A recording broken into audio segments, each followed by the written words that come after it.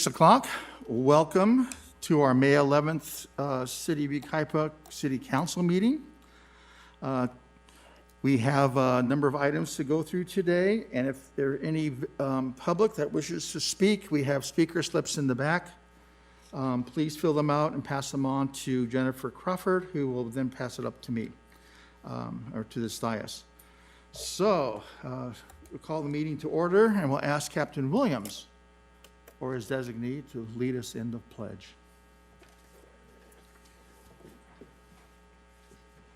Honorable Mayor, members of the City Council, if you join me in the Pledge of Allegiance.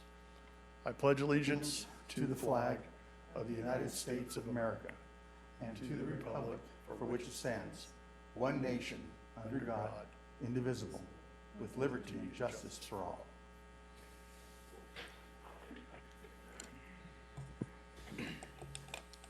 Thank you, Captain. Mrs. Crawford, will you call roll, please, starting with Mr. Riddell? Councilmember Here. Riddell. Councilmember Bogue. Councilmember Bogue. Here. Councilmember Duncan. Here. Mayor Pro Tem Allen. Present. Mayor Avila. Here. Okay. Mr. Casey, are there any changes to the agenda? Yes, thank you, Mr. Mayor. Staff would like to, for the public record, announce that we have revisions to items number 10 and 14, additional information, and both of those items and slight revisions for your consideration this evening. Okay, so we have changes to 10 and 14. Next on the agenda will be the Nurses Proclamation. And if you don't mind, Mayor Pro Tem Allen, if you could read the proclamation into record. This is a proclamation of the City of Yucaipa dated May 6th through 12th. It is of 2020. It is a proclamation of National Nurses Week. Whereas the roots of National Nurses Week can be traced back to 1953 when U.S. Department of Health, Education, and Welfare employee Dorothy Sutherland suggested a national day of recognition for nurses.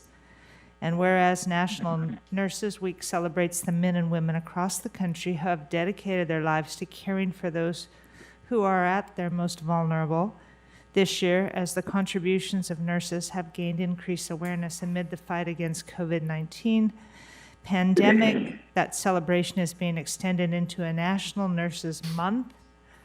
And whereas the depth and breadth of the nursing profession means the different and emerging healthcare needs of the American population in a wide range of settings. And whereas quality mentoring promotes healthy relationships and communication, positive self-esteem, and growth of a young person. And whereas a renewed emphasis on primary and preventative health care will require better utilization of our entire nation's nursing resources. Professional nursing has been demonstrated to be an indispensable component of the safety and quality of care of all patients. And whereas nurses connect individual, team, and organizational safety goals in all healthcare settings, the demand for nursing services will be greater than ever because of the aging of the American population, the continuing expansion of life-sustaining technologies, and the explosive growth of home health care services. Whereas this year, National Nurses Week begins on Wednesday, May 6th, and ends on Tuesday, May 12th. And in addition to this year's expanded month-long observance, the World Health Organization has declared 2020 as the year of the nurse. And now, therefore, be it resolved that the City Council of the City of Yucaipa hereby proclaims May 6th through 12th, 2020, as National Nurses Week in the City of Yucaipa, and encourages everyone, individuals, employers, other healthcare professionals, community leaders, and nurses to recognize the vast contributions and positive impact of our nursing professionals. Signed, Mayor David Avila. Very nice. Are there any nurses in the audience today? None? And we all know what a valuable service that they provide. And there certainly are on the front lines even today, taking care of business, helping those who are sick and injured. Thank you for your service, nurses. Is there someone who we can send this to, Ray, or is just set it up in the office and for display? If council would like, we'll send it to Brian Berry, the office that helped us with the testing, the urgent care that helped us with the testing, if that's okay. I think that's a good idea. Okay, moving on to public comment. Anybody who has anything to say, public comment, please fill out a speaker slip as I indicated earlier. You have 3 minutes to speak your mind on any subject. This is a time in which you can speak on any subject whatsoever, except if you have a specific item, then we'll save that comment for the specific item. So seeing none and hearing none, we'll move on to the next section, consent agenda. Anything on the consent agenda someone would like to pull for discussion? Hearing none? Do I have I'll a move motion to approval. accept? Motion, Second. we have a first and a second. Any further discussion? All in favor? Oh, Aye. I'm sorry. We need to do a roll call vote, and if you don't mind, start with Mr. Riddell. Councilmember Riddell. Aye. Councilmember Bogue. Aye. Councilmember Duncan. Aye. Mayor Pro Tem Allen. Aye. Mayor Avila. Aye. It passes. Moving on to mayor and council member business. Any reports? Any reports from council members? Seeing none? No, I do want to make a comment about the event that we had on Saturday. It was community recognition of our mothers in our community, and the members of this council helped and participated in a drive-around, essentially. This was organized by a member of our community, Chris Markarian, and it was very well received. Chris did a great job of getting people together, getting people on a very short notice to show up. And I think we woke a lot of people up by honking horns all over the community as we drove around the North Bench and through Chapman Heights, and we went through numerous of our care facilities. So I think it was a really good event, and I want to put a shout out to Chris Markarian for getting that and putting that all together for this community. So That was a good, nice roll. We have Past Pleasures Car Club, and they have a heavy presence, and as well as some other individuals with hot rods and specialty cars also participated. It was very, very nice. All right, possible action on pending legislation. Anything to report? Only, Mr. Mayor, members of the council, if I may, legislation is kind of in the back burner in general, other than discussion relative to COVID-19. But the state has just put out, first the governor's office put out an estimate for their budget being $50-some million in the hole as a result of COVID-19, and then the LAO's office just came out with an update in the low 30s, 31, 32 million, something like that. But either case, the state is obviously, the state has got a budget challenge, like many local and state agencies have because of the COVID-19 recession, as they're calling it. All righty. That's unfortunate. All right, anything else? If nothing else, we'll move on to department reports. And the first one, item number 9, I believe. Youth Advisory Committee, Starry Night Winter Formal Report. I believe that's Megan Wolf. Mrs. Wolf. Good evening, Mayor and City Council. On February 29th, the amazing Youth Advisory Committee planned and put on their first Starry Night Winter Formal at the Performing Arts Center. They all wanted to be here this evening to present the report. However, they were not able to be, and so they have put together a film to present the report. And we're going to go ahead and ask that we bring your attention to the PowerPoint or the On Saturday, February 29th, the Youth Advisory Committee hosted a winter formal titled A Starry Night at the Yucaipa Community Center. The event was marketed heavily through social media and word of mouth. Committee members made a flyer and incredible video to promote the event that were posted and messaged through social media platforms such as Twitter, Instagram, Facebook, and text messages. The Yucaipa Youth Advisory Committee was very fortunate to gain assistance from Yucaipa High School. The administration was very supportive in helping us promote our event. They provided us the opportunity to make morning announcements, send text message blasts, hang posters around campus, and even include a special segment on our campus weekly broadcast. In all, we were very, very lucky to be supported by our school community. We opened our doors at around 6:30, which allowed our guests to explore the outdoor patio area, enjoy some food and drinks, check out the photo booth, and take advantage of the coat shack before our dance started. The dance officially began at 7 p.m. and provided guests with access to the theater, which gave them access to the DJ, a dance floor, arcade games, and 2 virtual reality stations. The event was very well attended, and a total of 232 tickets were sold to high school age students in the community. On behalf of the entire Youth Advisory Committee, I would like to thank City Council for allowing these young adults to not only learn what it takes to put on an event like this, but to believe in them and give them this opportunity. The event was more successful than they ever thought. And London wanted to show pictures and videos, but unfortunately he is out of the state and couldn't put that together for you tonight. However, he'd be more than happy when he gets back to email the city manager and he can share those videos and photos with you.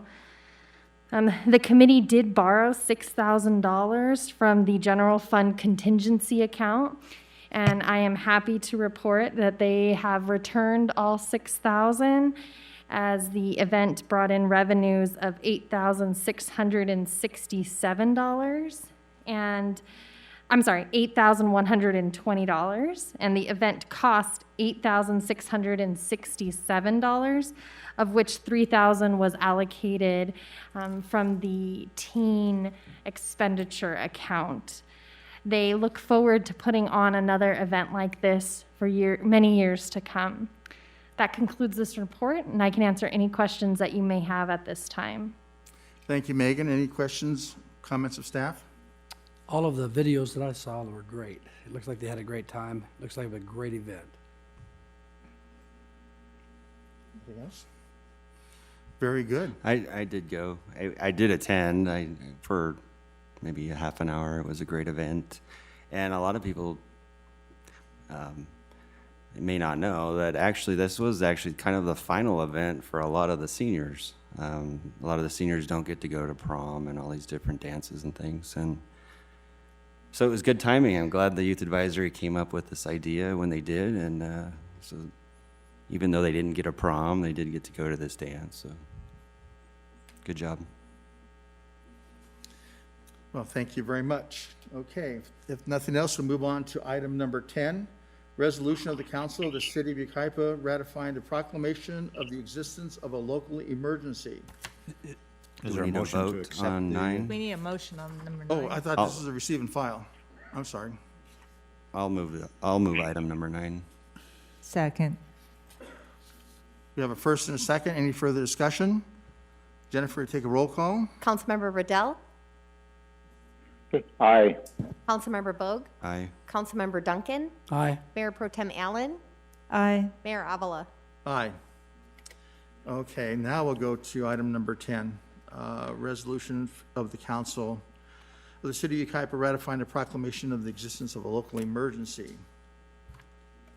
Thank you, Mr. Mayor, members of the council. This item is related to the COVID-19 pandemic, of course.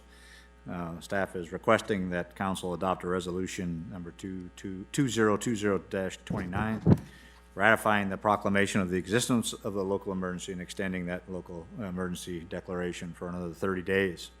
In addition, we've added a letter this evening to the agenda based on the developments throughout the state and specifically affecting the county. Some of the interaction between the governor's office and some of the Northern California states has resulted in kind of a little bit of a setback, if you will, in terms of reopening the economy, even in Southern California in certain areas. There continues to be communication between the governor's office and the county of San Bernardino regarding those issues and getting to the next phase of reopening. And so we are adding a letter for council's consideration this evening to specifically request that the governor consider reopening timetable expediency and also more specificity in the phasing and more flexibility for local agencies, including the county County of San Bernardino, to move in that direction. There have been ongoing conversations at staff level, but also at the mayor's level, and perhaps you want to speak to that, Mayor Avila, between the mayor and mayors and Board of Supervisors representatives, but ongoing conversations with respect to city managers and CEO staff literally 2 or 3 times a week, and those conversations as referenced by them about with the county's, or I'm sorry, with the governor's office, continue to evolve. And so staff feels it's important to recommend this type of request at this time and to help us move in that direction of reopening businesses here in Yucaipa, throughout the county, and ultimately throughout the state and the nation. We also, in parallel with that, have been reaching out to some of our businesses about protocols for that reopening in an effort to try to expedite that process through the county with the governor's office. And so we have received some input from local businesses relative to that. And through a gentleman named Bob Landon, we talked about in a previous meeting, we are reaching out to more restaurants and wine tasting rooms and brew pubs and others relative to protocols that they are comfortable with moving forward, and trying to share that with county staff as well. With that, staff would be happy to answer any questions you may have, but we are respectfully requesting a resolution of the City Council of the City of Yucaipa ratifying the proclamation of the existence of a local emergency, considering these circumstances, and authorizing, executing, and sending a letter to Governor Gavin Newsom regarding reopening the economy here in Yucaipa and throughout the county of San Bernardino. Be happy to answer any questions you may have. Thank you, Mr. Casey. Any questions or comments of staff? We'll start with Mr. Riddell. Do you have any questions or comments, Dick? No. Mayor Pro Tem Allen? No, I agree with it. I have a question in terms of, have we heard anything from our governor and as to when we might be moving to level 3? Because that's really where we want to get, and we certainly don't want any of our businesses to be at risk of having their business licenses or their ABC licenses or any, we don't want to put them at risk of having the county shut them down, but we have been saying all along, of course, that we want to do whatever's possible to get our businesses open ASAP. Absolutely. Number one, we are anticipating some direction tomorrow in the governor's press conference. Hopefully more specificity in terms of how we move into the next phase. And if, as he has characterized on several occasions, he's kind of splitting phase 2 into phase 2A and phase 2B, some specificity there. And then finally, some more flexibility for the county of San Bernardino to open businesses into phase 3, given that we have hospital capacity, we have bed capacity, and our counts are relatively low. In addition, I would also point out it's not just the county or the county health department. Unfortunately, I think his press conference last week, he talked about the ABC enforcement, and we may have seen some of that pursuant to specific complaints filed last week here in town. So it's not just the county health department, but I think we've seen some visits from ABC as well relative to following the guidelines. Well, I do know, I mean, feedback from those PPP loans has not been as encouraging. Talking to some of the business owners, and hopefully they're going to change some of the requirements that businesses have to follow in order for those loans to become grants.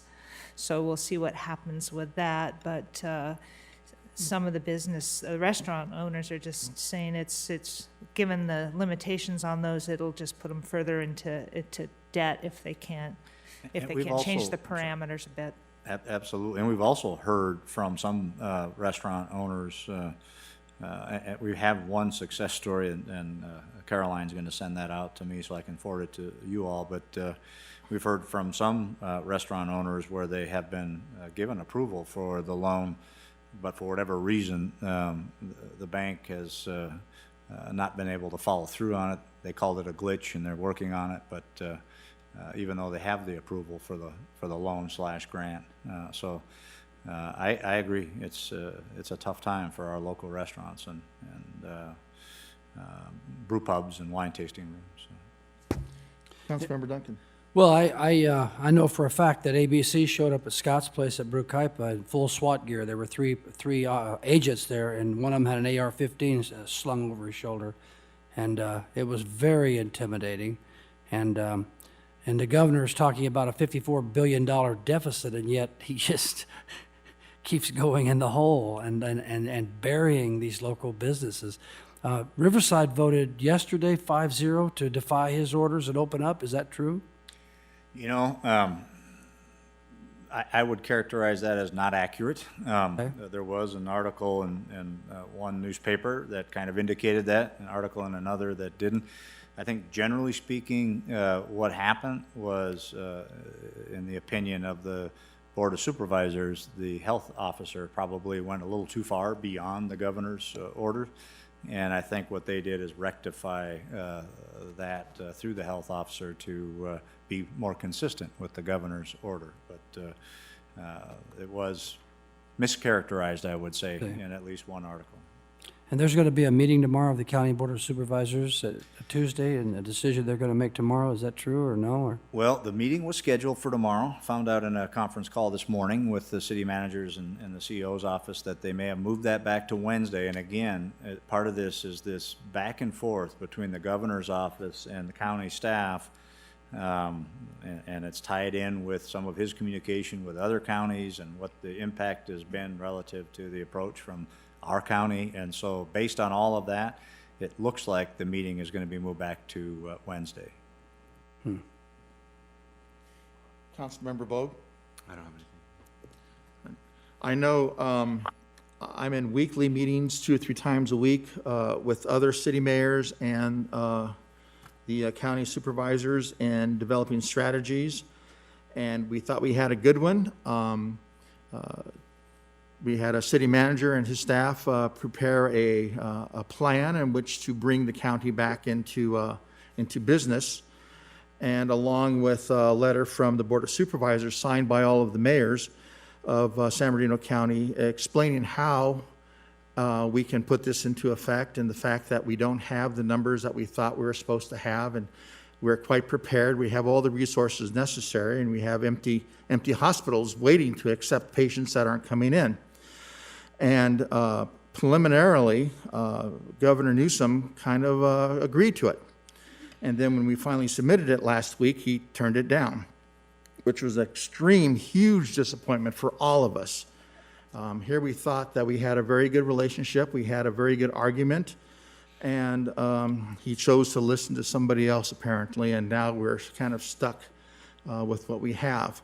In the meantime, the Board of Supervisors have rescinded the county health order and has gone back to the basic state order, which makes these masks an encouragement but not a requirement.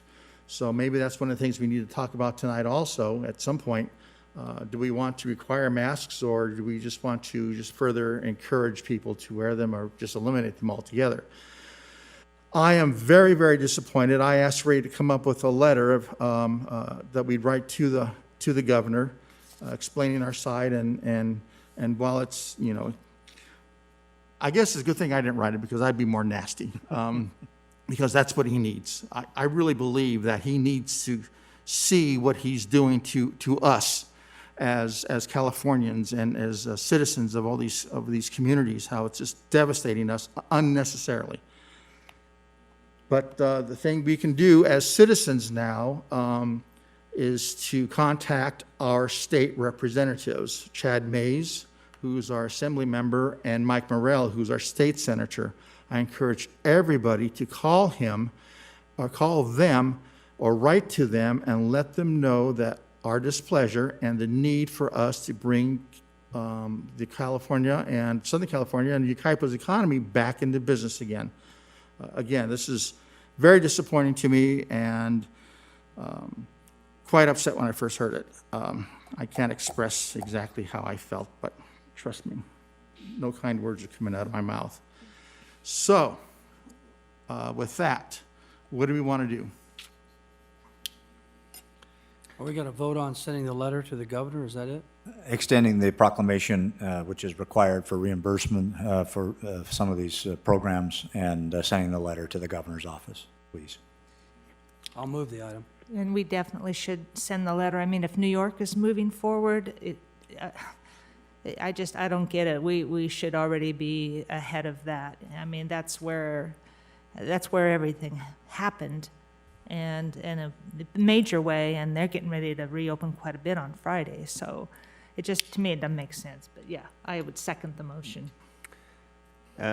Quick question. I know that I believe our legislators actually support reopening our economy at this point. So I don't want to preach to the choir. So perhaps we CC others in the legislature that we may have contact with.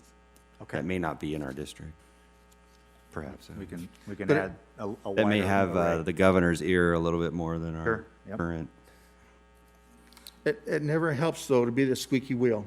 It irritates them enough where they start pounding the desk on our behalf, as opposed to just saying we oppose. And that's what we need to be. So we have a first and a second. Any discussion? Okay, Jennifer, take a roll call vote, starting with Mr. Riddell.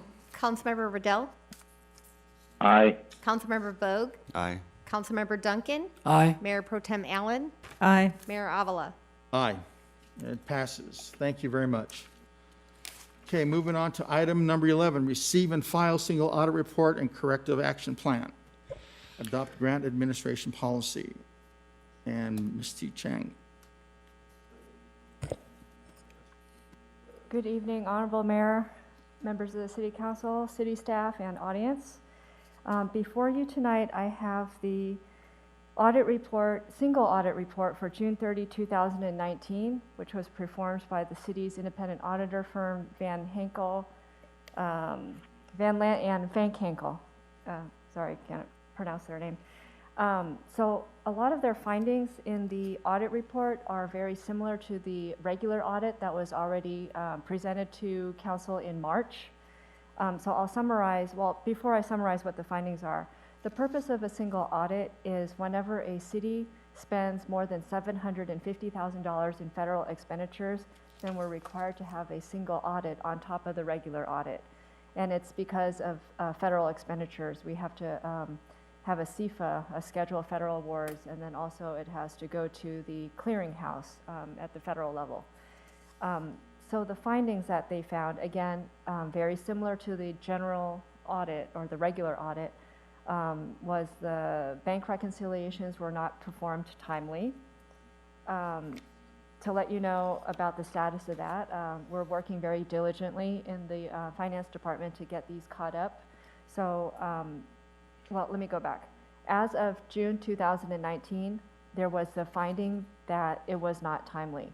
Now, it's May of 2020, and we still have the same exact finding. So when I say we're getting that caught up, we're getting it caught up from after this audit report, July 2019 to current, which is the month of March, because, excuse me, month of April.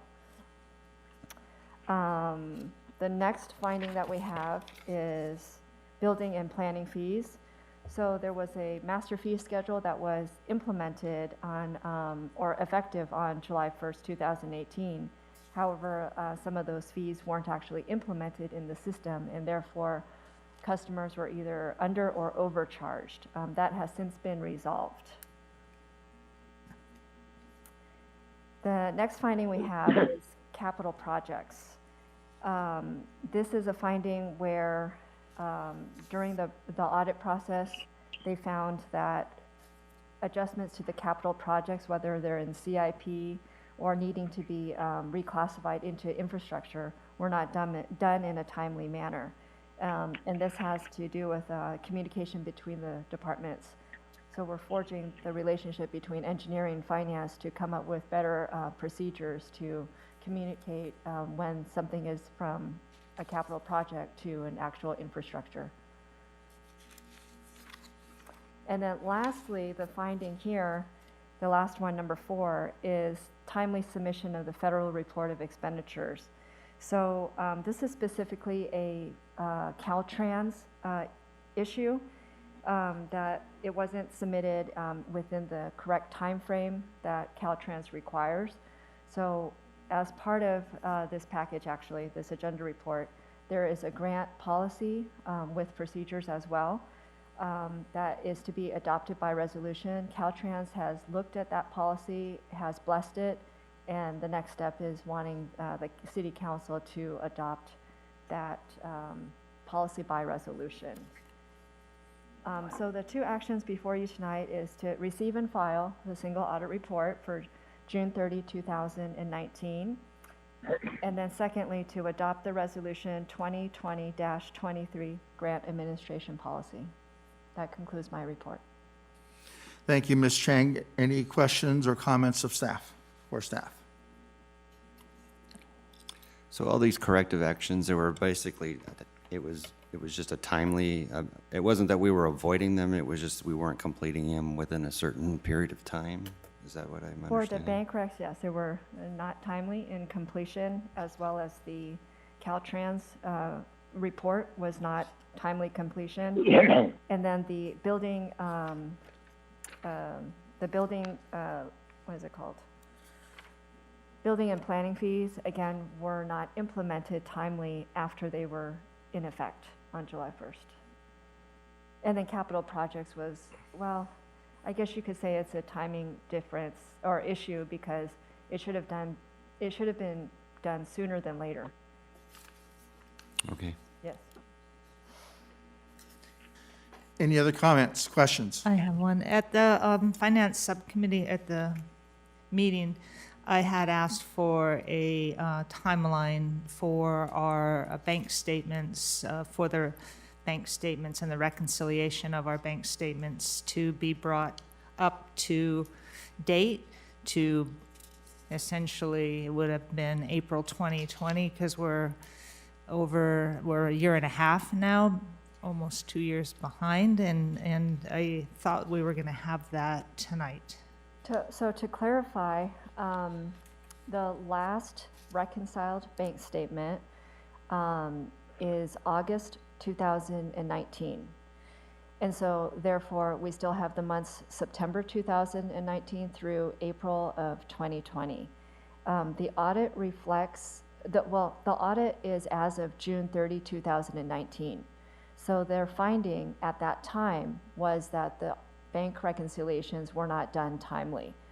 However, now moving forward, so after the audit was completed in June 30, 2019, basically most of the fiscal year's bank statements or bank reconciliations were not done, aside from July and August. We had a former employee by the name of Malia Anderson help complete that, as well as some of the months from September through March, but they're not completed to its entirety. In other words, they're not balanced.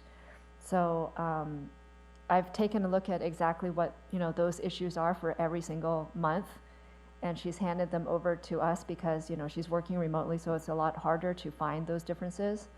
And judging from those differences and the workload, I feel that I could get everything current by the end of this July.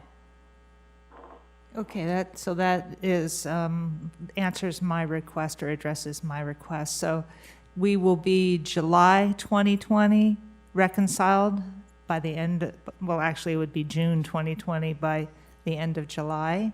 Correct. We will be reconciled through June 2020. That is my goal, because we cannot we cannot even start the new audit for June 2020 until the June 2020 bank reconciliation is completed. And then the policies and procedures that we're adopting in this process tonight delineates how things will be checked so that we don't get behind again on those bank reconciliations.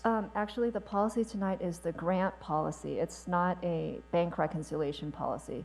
So that has to do with mainly the Caltrans grants, but it can apply to any grant. Well, the first item says the city's corrective action includes implementing an administrative policy and procedure to hold finance staff accountable for preparing and completing the bank reconciliations on a timely basis. Yes, so that will be, whether it's done as an administrative policy or one that goes to council, it'll be done at a later time. But I think our first and foremost is actually completing the bank recs. So that policy will be written, but my first goal is to complete the bank reconciliations and then write a policy or procedure or both thereafter. So we don't have the administrative policies and procedures written yet, so we can't implement them. So really the first step would be to establish administrative policies and procedures. We cannot hold anybody accountable for not doing the bank recs if we don't have a policy, but that certainly does not preclude us from working on the bank rec and completing that in a much more timely fashion. I know, I'm just saying that the item before us says that it includes implementing an administrative policy and procedure. So I just thought that we had one already done, because you can't No, we implement don't. something that you don't have. Correct. So I guess it's just, the wording, it should be to establish as opposed to implement in item number 1 under the discussion items. That'd be correct, Ray? Yes, a couple of things. Number one, we're bringing on a whole new team in finance, and of course, they'll be under Jennifer's supervision. That new team is going to be tasked with staying current with these monthly financial requirements, bond reconciliation, bank reconciliations, grant administration. Certainly if we adopt fees, that they're implemented as quickly as possible. All of the findings that we have been dealing with over the last several months through our general audit and through this grant funding audit will be the top priority for that new team. The finance manager should come on board in the next couple of weeks, and Jennifer's pretty good at making sure that folks follow up on their obligations, their goals, once that's made clear to them. Misty Chang has done an amazing job kind of rooting through some of these challenges that came to us through last year's, through the audit for last fiscal year, and getting caught up. And I think if she says she can get it caught up by the end of July, I think we can count on that. So we will be caught up, and from that day forward, we'll make sure that that is the top priority for our finance group. Okay, well, and I would just like to see an administrative policy and procedure that says that the bank's statements will be reconciled monthly. And we can take that to council Easy as well. enough to Yep, doesn't have have. to be administrative. We can take that to council for your approval if you'd like. Yeah. All right, very good. Any other questions, comments? Hearing none, do I have a motion to accept, receive, and file this? I'll make a motion to go ahead and receive and file this audit report. I'll second that. Okay, we have a first and a second. Any further discussion? Hearing none, Jennifer, will you take the roll call vote, please? Councilmember Riddell, Aye. Councilmember Bogue, Aye. Councilmember Duncan, Aye. Mayor Pro Tem Allen, Aye. Mayor Avila. Aye. All right, it passes. Excuse me, there's also a motion to adopt the resolution. I'm sorry, we should have been more specific. Adopt Resolution 2020-23, Grant Administration Policy. Left that out. That's fine. I'll go ahead and motion to adopt the resolution as presented. We have a first I'll second. and a second. Any further discussion? Jennifer, one more time, roll call vote. Councilmember Riddell, Aye. Councilmember Bogue, Aye. Councilmember Duncan, Aye. Mayor Pro Tem Allen, Aye. Mayor Avila. Aye. Thank you, Misty. All right, now we're moving on to item number 12. Michael Rear, case number 20-23. And that'll be Mr. Matlock.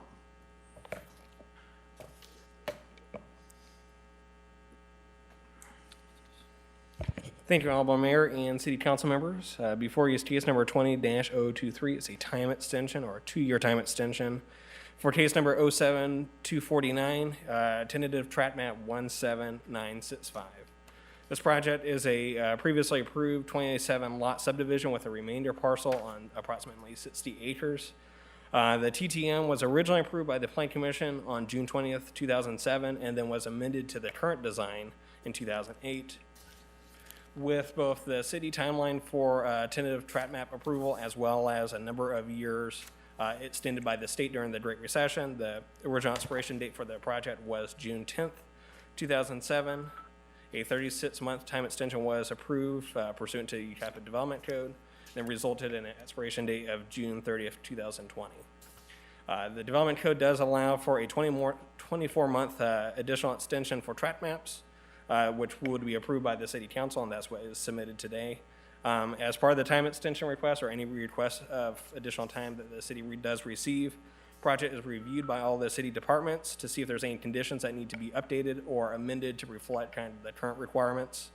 As part of this review, no changes are proposed.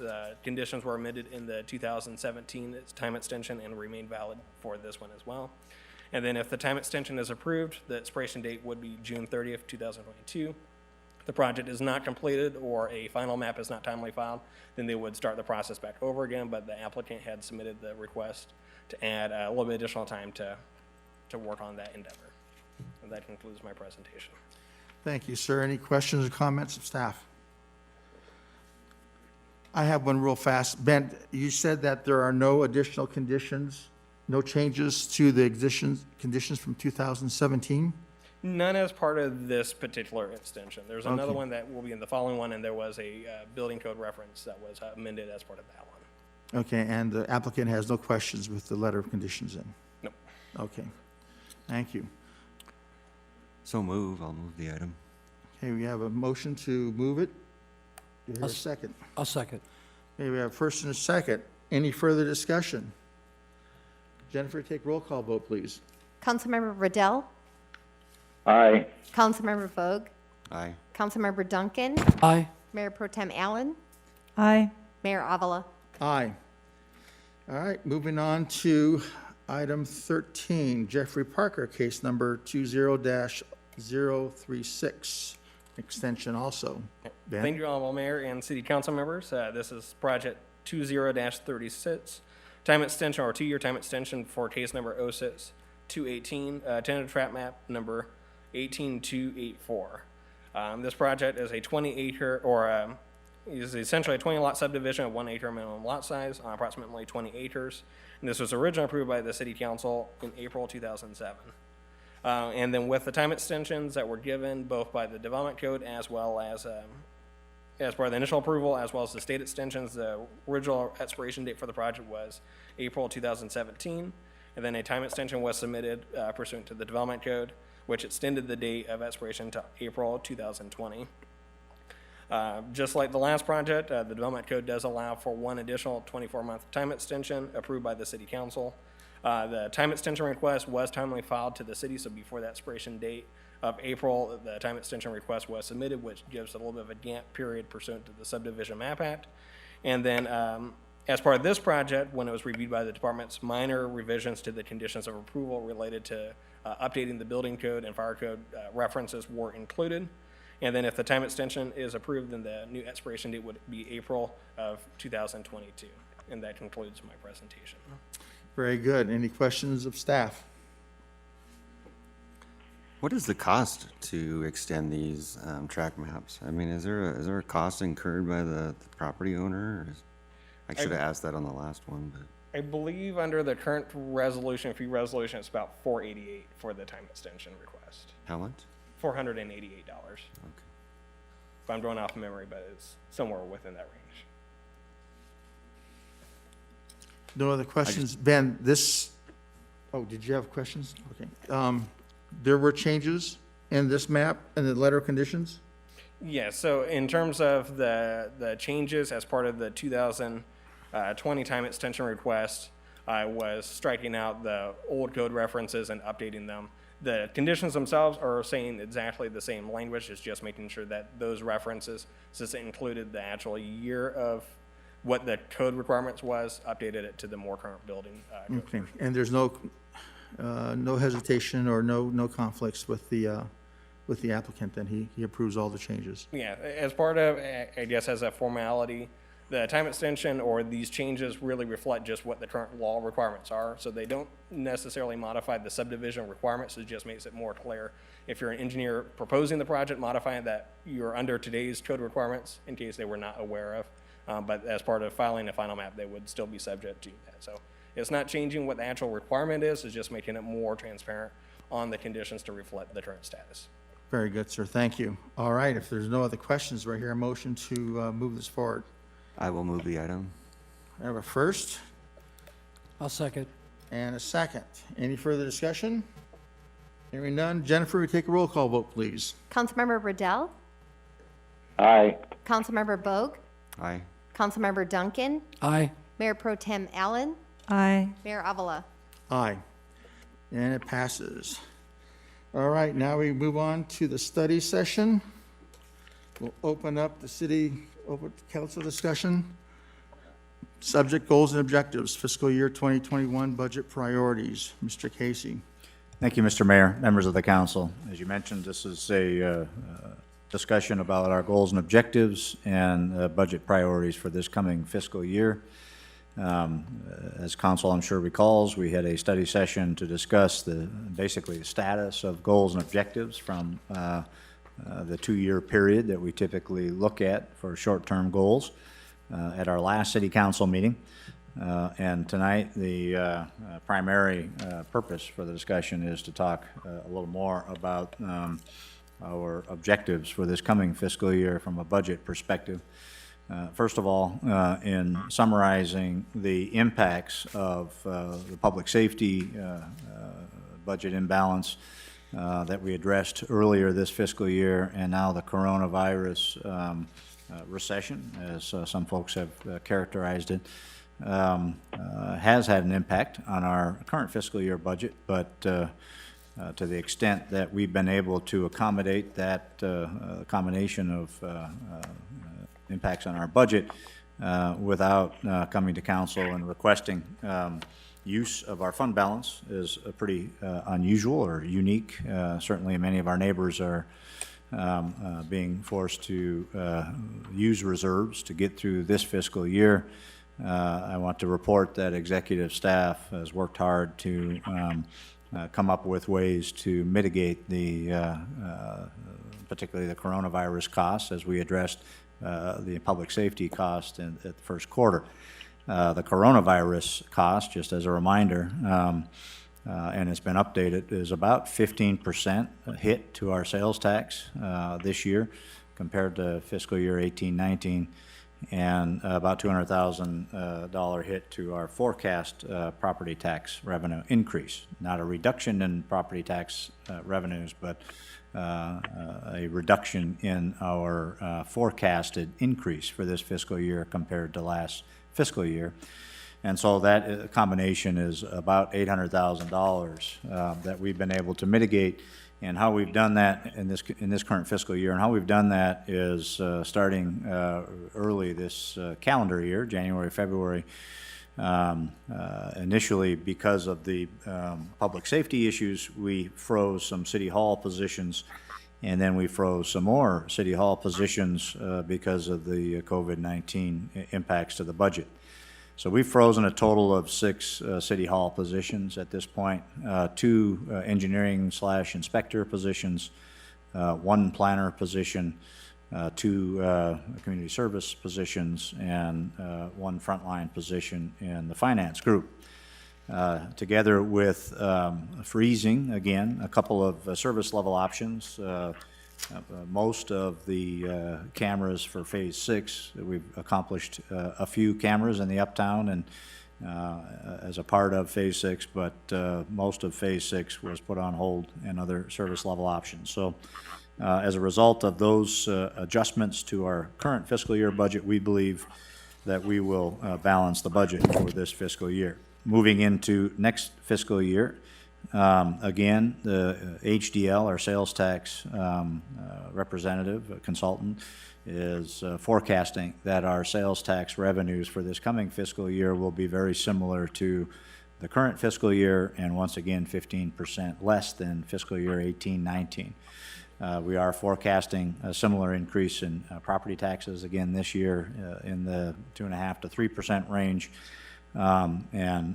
With those adjustments, assuming little or no cost of living increase for staff along the way, with those adjustments, in general, on the general fund side of the ledger, if you will, the column that is non-fire, we have trimmed that shortfall to about $500,000. I'd like to talk about the fire side, separate and apart from the rest of the general fund, in that we have always kept the fire revenues and paramedic revenues and paramedic costs separate, first from the fire and then from the rest of the general fund. And together we've kept them all separate from the rest of the general fund. And as we have talked about in terms of our public safety imbalance, with about a 5.5% increase, a little bit more, including a battalion chief level of service enhancement that CAL FIRE is requiring this year, a little bit more than 5.5% increase forecast for the coming year. That imbalance between our growing revenues, slightly growing revenues, and our growing costs, and of course, as you've heard before, the paramedic assessment being flat with no CPI, and the fire costs, paramedic costs continuing to rise, there's a growing imbalance in the fire column of the general fund. And that we had forecast prior to the coronavirus recession, impacts of the coronavirus, that growing imbalance for next fiscal year was going to be in the $1 million range, mostly with paramedic costs, a little bit of fire costs. With the coronavirus impacts and the continuing increase in paramedic costs, continuing increase in fire costs, and pretty flat revenues, that's more like 1.5 million in shortfall. What do you do about that kind of a shortfall in the fire account, the fire portion of the general fund budget? We've talked about some options. The only way to fully eliminate that amount of budgetary imbalance is really to close a fire station. Not something that anybody wants to do. But the only way to make up that full amount is really close a fire station. And part of that increase, by the way, from 1 million to 1.4, 1.5, is that increase of the battalion chief, the half the cost of the battalion chief, which wasn't in our contract this previous year. The other option, of course, on the other end of the spectrum, is to just kick that can down the road and use some of the fund balance this fiscal year to cover that cost. Or there's a middle ground that we talked about at the last study session, goals and objectives study session, which is to convert the one fire station, perhaps fire station number 2, to a medic station, medic squad, Annualized, that is a savings against the increase of about $450,000 a year. It would take 6 months to implement, maybe a little longer, so it wouldn't be fully recognized in this fiscal year's budget, but would be by next fiscal year budget. That $450,000 could offset some of that $1.5 million increase on the fire side. And so those are kind of the options, not good ones, I know, on the fire side. There's one other option that maybe is a little easier to address, if you will. And some other agencies around us are looking at this option to help with their financial situation as well. And that is to begin to charge non-residents for paramedic services, depending on the recovery cost. In order to do that, it could be anywhere from $50,000 to $100,000 a year in additional revenues. Obviously, a lot depends on how well we're able to collect with their insurance companies, and those that that we don't go through the insurance companies, but most of them we would. Those are the kind of a broad range estimate for what that additional revenue might be, but those are the kind of the alternatives under the fire budget. And if you wish to discuss those first and give give staff direction on the fire side, what we would like to do is take whatever direction we get this evening from you and bring it back to you, hopefully next meeting, with a draft budget based on the input we received this evening. So perhaps to simplify the discussion, you may want to discuss the fire issues first, and then we'll get to the rest of the general fund. All right, thank you. We do have speakers and something to read into the record. So before we start making any motions or propose any ideas, we need to get those out of the way. But do we have any questions of staff? Dick, do you have any questions? Well, I'll wait till I hear the speakers. Okay. Mayor Pro Tem Allen, do you have any questions? Mr. Duncan? I do. So basically, as we sit here tonight, March 18th is when this crap started, right? And that this fiscal year is going to end June 30th. So March, April, May, June. So 1 quarter, we're anticipating from HDL losing 15% of our sales tax. And then the other was a $200,000. What's the 15%? Of the sales tax, that's correct. Is that a 200,000? That's about 600,000. So our sales tax was averaging 2.5 million per quarter or something like that? Well, it's 4.1 million was the sales tax revenue for fiscal year 18-19. A little over $1 million a quarter. So we're looking at a $800,000 deficit just this year, based on what just happened to us. $800,000 reduction in revenues, projected revenues in our budget that we believe we have offset with savings and salary freezings and those sort of things. So then going into fiscal year 2021, July 1 through, I mean, obviously, we don't know when this is going to stop. And even when it does stop, I mean, what are we anticipating realistically? The first quarter losing the same amount? HDL's forecast is basically predicated on a fairly gradual recovery over the course of the entire fiscal year. So not much of a recovery in the first quarter at all, slight recovery in the second quarter, and moving towards a greater recovery in the third and fourth quarter. But their estimates are based on a fairly gradual recovery.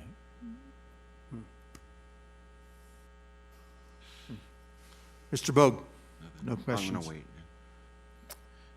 Okay, let's go ahead and bring our speakers in. If you don't mind, we'll use our public speaker who is already here, John Marini.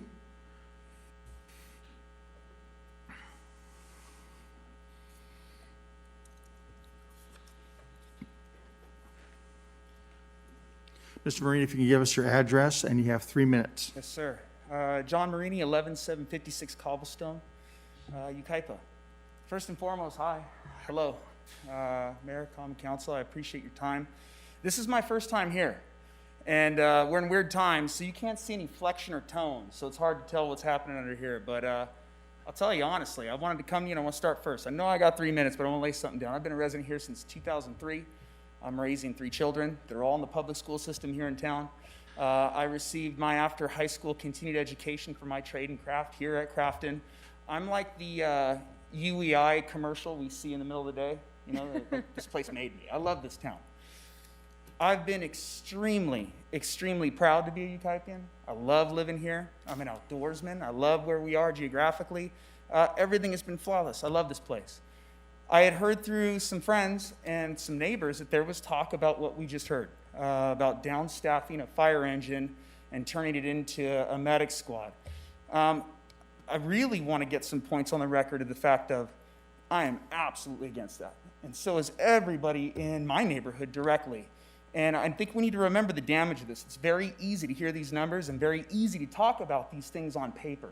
But what we're talking about doing is taking an engine with 500 gallons of water, with extrication equipment, with hose, with paramedic gear, and 3 bodies of professional firefighters, and eliminating that and turning it into a pickup truck with some medic gear and 2 people. What we're doing now is we're compromising our ability to cut people out of crashed cars. We're compromising our ability to make quick attack on the structure or wildland urban interface. This is alarming to me because this is the Crafton station, which is my station. For when I leave work to go and do my job, my wife and kids are left home and now potentially left with a pickup truck and 2 firefighters. I don't like that. That's spooky. I've always prided myself in the services that were rendered to me. I've been a proud, happy constituent, and I love this place. But this truly is alarming. And I'm hoping that there's something that can be done today. You guys have always, when I read the News Mirror and when I keep up on stuff, I've worked at other municipalities that I jokingly refer to as North Korea, where the dais does not conduct themselves the way you guys do, where policy is not ruled out thoughtfully and clearly and concise. And I admire that and I appreciate you guys. So I'm really hoping that what is said here that's lost like a text message because you can't see my face. I'm very proud to be here and I have a lot of faith in you guys, but please, I would warn you to not even consider that. Maybe the reserve is an answer for right now. I know we have money in reserve, but to me, the priority is always going to be public safety.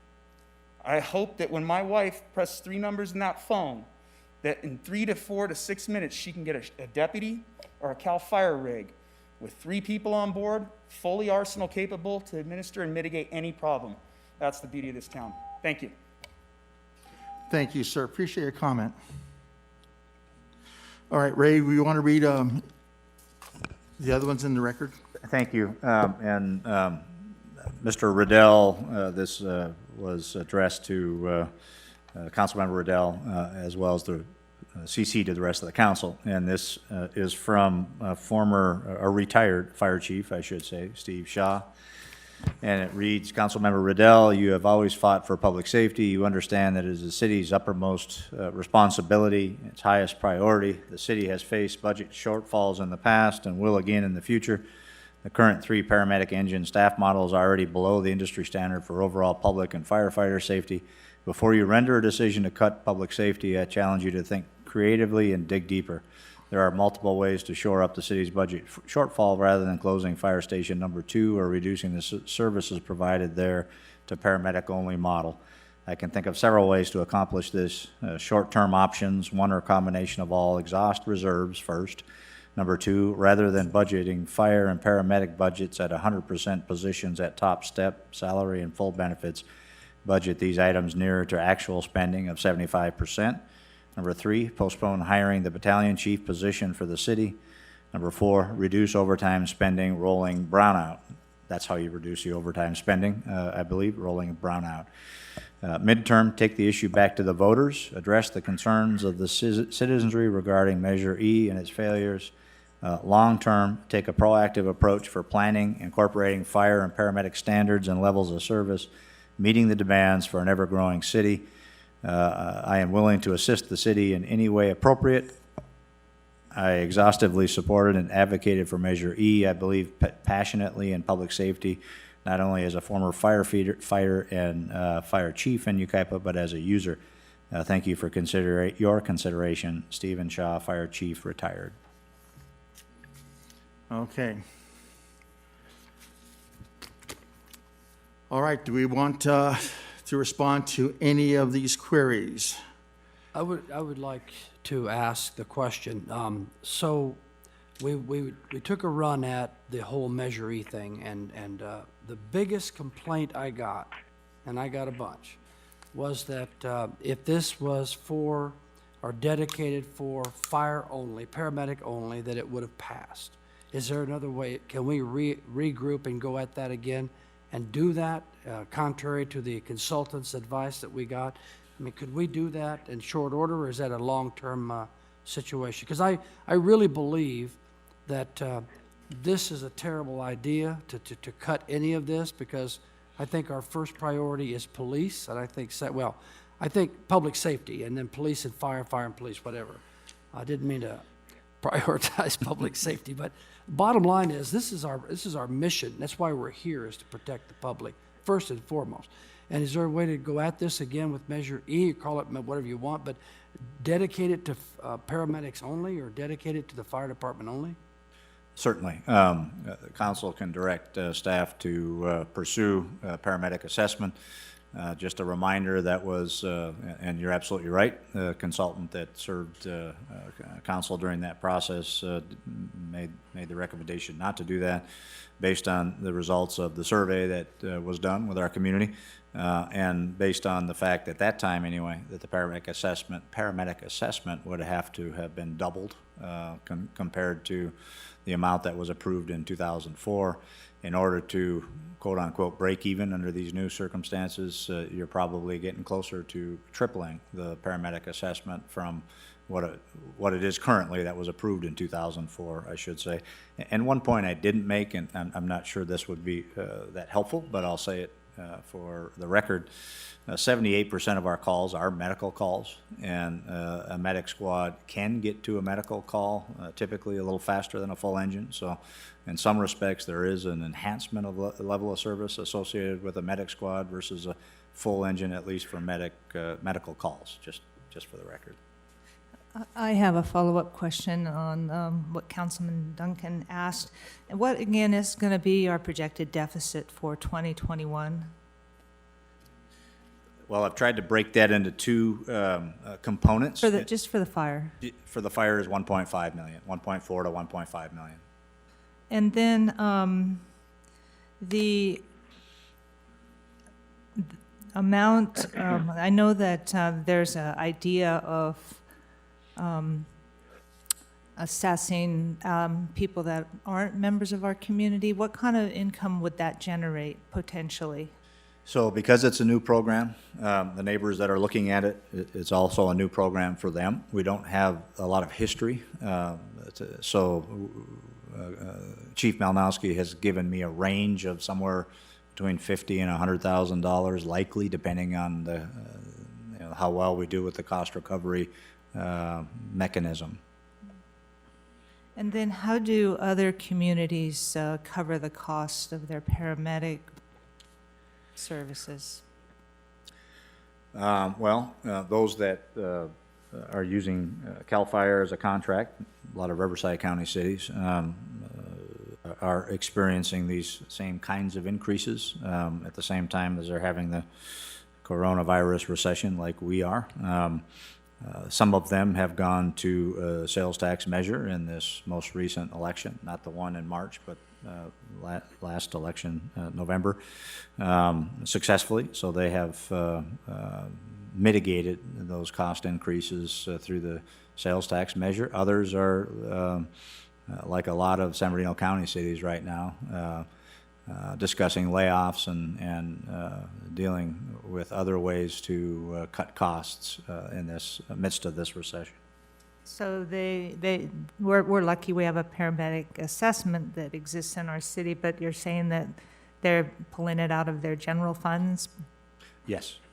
And the entire amount for that service for the fire? Those that don't have an assessment, sure. Yeah. Yes.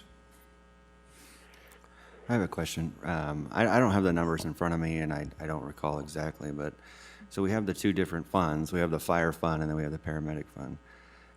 I was always I always had the understanding that the paramedic fund is the one that's underfunded, and yet our fire fund was I mean, not that it was overly funded, but it always had a surplus. So in 1 year, we've gone from, in the combined fund, paramedic and fire fund, we've gone to a negative $1.5 million. Yes. Where if I recall, the fire fund was always in the plus 3 or, well, maybe $500,000-$600,000 a year. That is all, I'm sorry. So how does it turn into a negative 1.5 million in just the 1 year? Everything you said is absolutely accurate, sir. And how it happened is, number one, and we discussed these issues leading up to the Measure E and the discussion about the Measure E, but we have set aside net revenues from first paramedic assessments over the years, and then of course fire, the fire portion of the general fund over the years, which is why we had a paramedic fund balance up until last year, and we have a fire fund balance that still exists today. Last year, for the first time, we used the remainder of the paramedic fund balance, and we used some of the fire fund balance to cover the shortfall in the paramedic fund balance.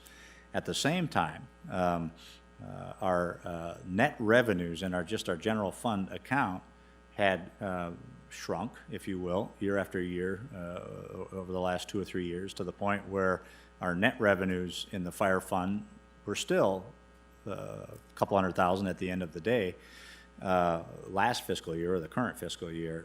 But as of next fiscal year, we start to go upside down in the fire fund, just like we did with the paramedic fund 3 or 4 years ago. And the reason we're starting to go upside down in the fire fund is because the fire fund cost, the fire cost increases, not just the paramedic costs, but the fire cost increases are at a higher rate than our revenues are now. Our revenue increase. So what is that the state of California driving that cost up, or where is that cost arising? Yes, essentially. And in their defense, I will say that part of the reason we did okay through the recession in 2009, 2010, into 2011 is that the fire folks, the state fire folks, Cal Fire fire folks, didn't see much of an increase in hourly rate during that time period, and it helped us through that recession. This is different. Their increase, total increase, is in that 5% range.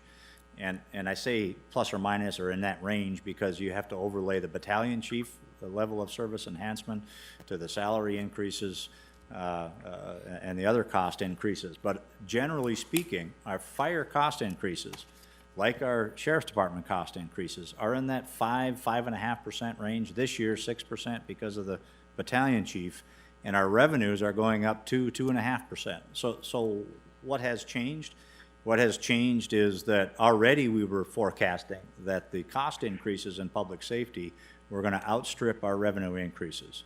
Now, on top of that, we've got the coronavirus recession, which has just swept away our sales tax in the last quarter and projected to do the same thing next year to a certain extent, 15% less. So you've got your revenues that are almost flat, a little bit of an increase, and you've got your cost increases in the fire department that are 6%, and in the sheriff's department that are 5.5%. That's just not a sustainable model. And so today we're asking for direction about how you want to address those alternatives, but it all starts with the fact that not just this year, it'll be this year, next year, the year after. Perhaps with some of our economic development initiatives, we might see some sales tax increase in a couple of years together with that recovery. I'm optimistic about the project down by the freeway. I'm optimistic by the restaurants that are working towards opening in the uptown. But generally speaking, the forecast revenues are being outstripped by those forecast cost increases in public safety. And I guess the question would be, are we looking at if we're looking at one branch of emergency services, are we looking at both in terms of cost saving approaches. I think that it would be interesting to see what these things that Stephen Shaw recommended would mean in terms of cost savings. Additionally, I think that we should explore looking at maybe some businesses that we currently aren't, that we currently don't have. I mean, I know we're doing a real aggressive, we've gone out to the different conferences and stuff to try to get businesses to come to town, but are there ways we can increase our income, our revenue, without having to make an assessment to our taxpayer? I mean, have we explored all options? And I think that the other thing too is we have these reserves, and we have set these reserves aside for economic uncertainties, especially, and this certainly we just, on a previous agenda item number 10, we by resolution declared that we are in a condition of disaster, extreme peril, that warrants, this proclamation of emergency. And we have this contingency that we should be able to utilize to get us through these economic uncertainties. We're not going to be here forever. This is hopefully this is a temporary downturn, and we're gonna come back out of this. But I think those are all things we should look at, as opposed to, at this point, taking a step to remove emergency services on either side, either in our police or our fire, because they're going to continue to grow. I mean, we talked about that at our last meeting. We're going to see a 5% increase in our police, and they're vital to us. And I can't imagine not having, we want more. We don't want fewer. So I think there's things we should really start to look at. Well, as Yeah. This is Dick Riddell. If I can cut in, I think safety is our primary responsibility, and I think we're a little bit premature on this. I know we're up against it, and you've done a good job of explaining it, Ray. But I think we've got to investigate more options. I think we're moving into this too fast. I agree we have to cut everywhere we can and even touch into our reserves or something to at least get us through this budget year, so we have time to really study this thing and make sure we're doing the right thing. I've been deluged with calls from people that are primarily served by station number 2, and like our first speaker tonight, they're all extremely concerned about it. I think Shaw has got some good ideas that we need to explore more thoroughly. I've got calls from CAL FIRE. I don't know why they're calling me, but they are, and I happen to be meeting with some of them on Thursday.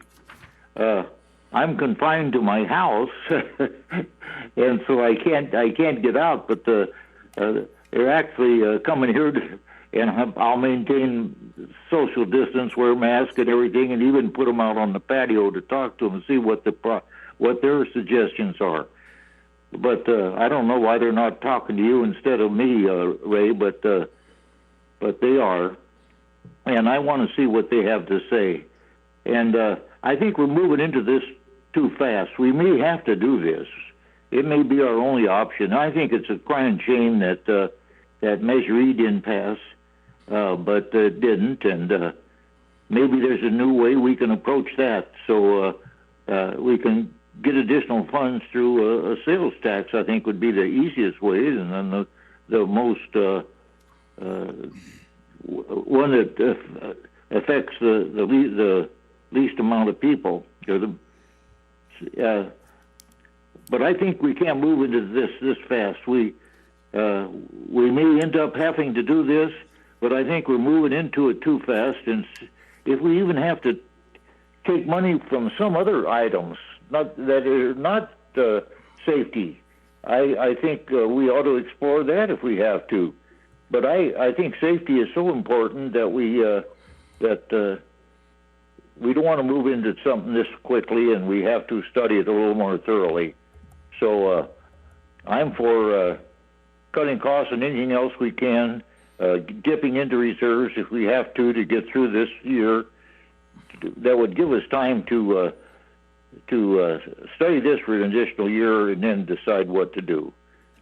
I think things are just happening too fast, and I think this move, we may have to do it eventually. I think it'd be a big crime if we have to, but I'd like to go along with what Denise said, explore more options, look into more, let's talk with more CAL FIRE people. You know, this affects them more than anybody else. Let's talk to more of them and investigate what other people are doing a little more thoroughly. And perhaps I wouldn't be opposed to trying another measure to another tax measure of some kind. But I think it'd be a mistake to cut into public safety right now, even if we have to cut back on some other items. So I'm opposed to doing this year. I think we ought to do what we have to do to dip into reserves or whatever other savings we can make and get by 1 year, so we have a better chance to look at this more thoroughly. So I'm not in favor of cutting back on that station at this time. Mayor, can I say something? Yes. Am I okay? I do consider Steve Shaw, he was our fire chief, a credible source. So I believe if he's actually bringing up these ideas, he's saying it for an actual reason. And reducing overtime spending and rolling brownouts, if that's what it takes. You know what that means? Reducing overtime? Brownouts. But does that mean you're having less people on? You're shutting down a fire station. Well, I thought it was rolling brownouts would be. You're shutting down a fire station on one day when there's not enough staff. I didn't know that's what that. Or cut down on overtime. Well, I didn't say that that's what we will adopt. I said I consider Steve Shaw a credible source, and I would think that perhaps we could look into it. That's all I'm asking. And so I said, and then postpone hiring of the battalion chief. I didn't realize that we were hiring a battalion chief. But I think some of these are potential ideas. And I concur with Councilmember Riddell that until we exhaust everything else, there's no reason to shut it down. There are always ways that we can save money. So one of the things, I'm sorry. Well, if everyone's, I'd like to comment unless you have more. Okay, these are all important things, and this is not an easy decision to make by any means. But I would like to address some concerns from the public. The squads are actually well-equipped vehicles that include extrication, full paramedic. They respond to everything. They do not have water unless you order a special vehicle. There's been some who had 250 gallons, and it was a rescue unit staffed by 2 people in Riverside County back in the 80s. I was on that engine at the time. They can do everything but actually pump water.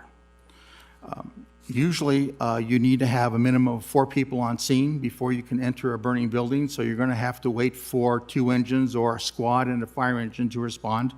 Unless that's changed, Chief, you have to help me with that. But it used to be a minimum of 4 people before you can make entry, which includes entry team and a RIT team. The squad will be staffed with paramedics, which represents 77%, you said, of the calls. Sometimes it goes up to 80, sometimes 85. I was a fire chief of a city where it was closer to 90% of the calls. And one of the ideas in order to save money for this city who didn't have a lot was to have a medic squad to take some of the burden off the fire engines. And so this is actually my idea. And as a retired CAL FIRE chief, I was always looking for ways to help the community, best serve them, and still do it in an effective and economical manner. It's not a bad idea. The first in squad can be the incident commander until relieved by a higher position. That's not uncommon. Sometimes the fire engine is never actually putting out the fire. They're never participating. They are nothing but the incident commander and running the show until the chief arrives, or until, or maybe the chief doesn't arrive, or the chief doesn't want to take over. That's not unusual. There is some liabilities there, I have to admit, but the squads are more capable than you think. They can do everything but actually squirt water, but they've got fire extinguishers, so if it's a small trash can fire, they can handle that too. With respect to Steve Shaw's letters, I think there's some good options in there, and I think the best option is to go back and tell the people we need to get the money. We need to go for the 2/3. They said that they would support it, so let's hold them to task on that. They didn't trust us to think that we would manage it well. They thought that we were going to use it for everything but public safety. But let's just go ahead and say this is all just for public safety. We've already exhausted our reserves. We're already dipping out into the fire fund, and that's running out of money. Rather than budgeting fire and paramedic budget 100%, 75%, we're still going to be upside down. It doesn't make a difference. The cost of service is going up. Postpone hiring the battalion chief position for the city. I was under the impression we didn't have an option.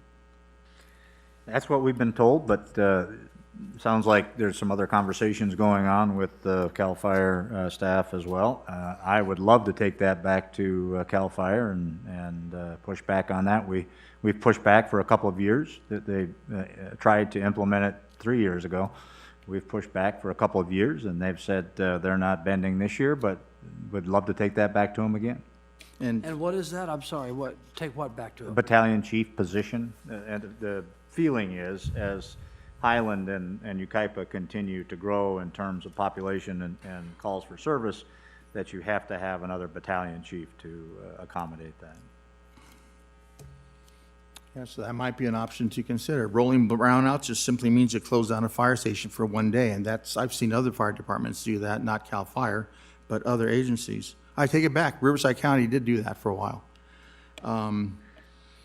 The other thing, I know, to answer Councilmember Allen's question about what other cities do, I know the cities of Fontana and Rancho Cucamonga have this automatic escalator. It's the same program as we do, is that we pay, or that we voted for this this assessment, but there's an automatic escalator in there, so it's continually to grow as needed in order to continue to fund the fire department as a whole.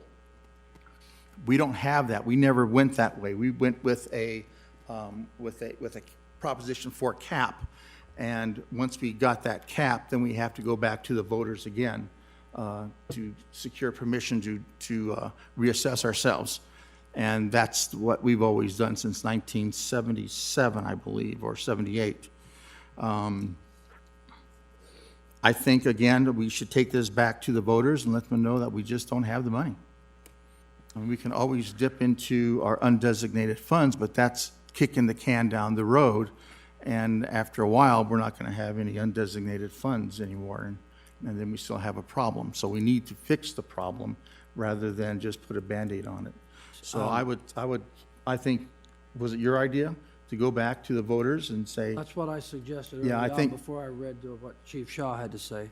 So if I may, to fully answer the question that Mayor Pro Tem Allen posed, the only other two things I can think of that cities have done to try to generate revenues, and these are not recommendations. I talked about one of these a few years ago, and it didn't go over very well, but increasing your transient occupancy tax. And you've got a couple cities out there that have allowed for more cannabis sales, distribution than ours is none at all. So those are the only other two things I can think of in response to Mayor Pro Tem Allen's question. So what are the two that you just suggested? Cannabis sales and what? Transient occupancy tax for hotels. We only have, it would only come into play if we had new hotels in the community. We have one that we hope will start, that we have a development agreement with already, but you could have a transient occupancy tax increase from our current level, which is the minimum, that would be on top of that development agreement, or another hotel that we're hoping for in the Uptown. We have other communities that have higher transient occupancy tax, and I can bring that study back to council if you so wish.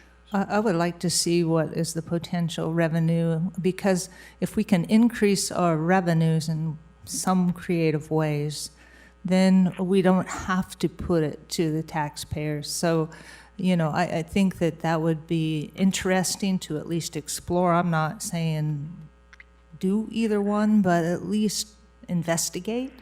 I think for a savings of $200,000, I would agree with Councilman Riddell. I think that right now there's other ways that we could find that money. That's only 13% of the total deficit that we're looking at, and a very small percent of the total fire budget annually.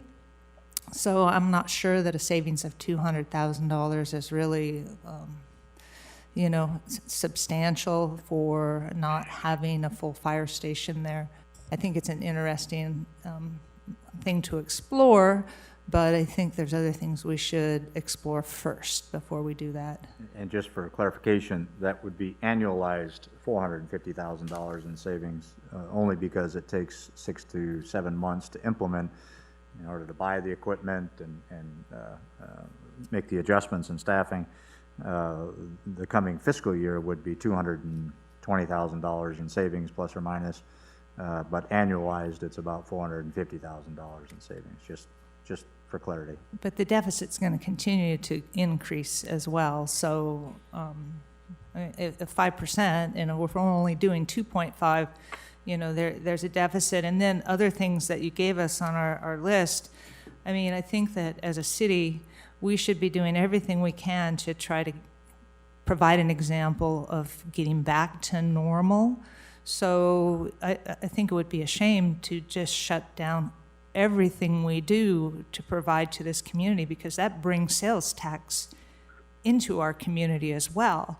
So, some of these things on this list are a little alarming, and I don't know where we're going to go in terms of going forward with our events and our activities and our, the other things we do to promote people to come here and spend their money. So it wasn't staff's intent for those options to be utilized to address the fire fund. Like I said, we've kept that completely separate from the rest of the general fund over the years, and I think that's been a good practice, and we should continue to do that. But I can move into the rest of the general fund discussion if you would prefer, rather than to resolve the fire fund issue. I'd like to talk a little bit more about sales tax increase for public safety. Well, what is the process for that? Because I think we need to look at that again. Like I said, that the biggest complaint I had was that it's going in the general fund and you guys are just going to waste it or spend it or do what you want with it. And no matter how much I said, come on, we've done a good job, so yeah, it didn't matter. So what does it take to make that happen? Because if we dedicate that money to the fire department or to public safety in a separate, like we were trying to do, a separate group auditing and all that, is that something we can do, or is it something we're interested in doing? Sure. Ray, for a sales tax, can you do that? Can you have a sales tax? I have an answer. Okay. This is Dick Riddell. The reason we did that goes into the general fund, and it was at the consultant's advice. If it goes into the general fund, you only needed a simple majority. If the money goes for a specific purpose, like safety or fire, you needed a 2/3 majority for the thing to pass. So that's the reason it was written to go into the general fund with the promise that that's where it would stay, but the people didn't I don't think they're worried about us. They're worried about future. Would the money be used for other purposes other than safety? That was the concern. But I think the important thing is now we don't want to rush into this thing. We've talked about several things here. I think we got to just find some way to save money, and if we have to cut from somewhere else, dip into the reserves, fine, to get us to buy some time. That would give us a year before next year's budget to decide what we want to do about this. And if it ends up we go to a paramedic station, so be it. But I think we ought to explore these other options first, because I think it'd be a real crime to cut back on that station, and the people sure don't want it. And once they realize that's a possibility, maybe they'd be more willing to vote for a sales tax increase. But the main thing is we just got to buy time and explore all these different options. I do have one question, though, Ray. This thing about a battalion chief. We have a battalion chief, and Highland has a battalion chief. Is the proposal to get a third battalion chief? Yeah, right now it's shared, and the proposal is that each agency have their own battalion chief. I don't understand what you just said. Oh, we're sharing one now. Is Brett the fire chief for both Yeah. Highland and Yucaipa? Right, we share a battalion chief between Highland and Yucaipa, so it goes from 1 to 2 total. And they're willing to maintain that for a couple of years, whereas they were wanting to go a step further even the following year. But that's a proposal that they came to us with 3 years ago, and we've pushed it off until now. They just, at this point, have demanded that we go forward with that if we want a contract with them. But perhaps in your conversation, you might help, and we can certainly try again. But that's what we heard from our division representatives. Well, considering the circumstances we find ourselves in, wouldn't you think they'd be a little bit more open to accepting what we? You would think. You would think. That would be a real, kind of nail in the coffin to. I agree. For a lack of another term.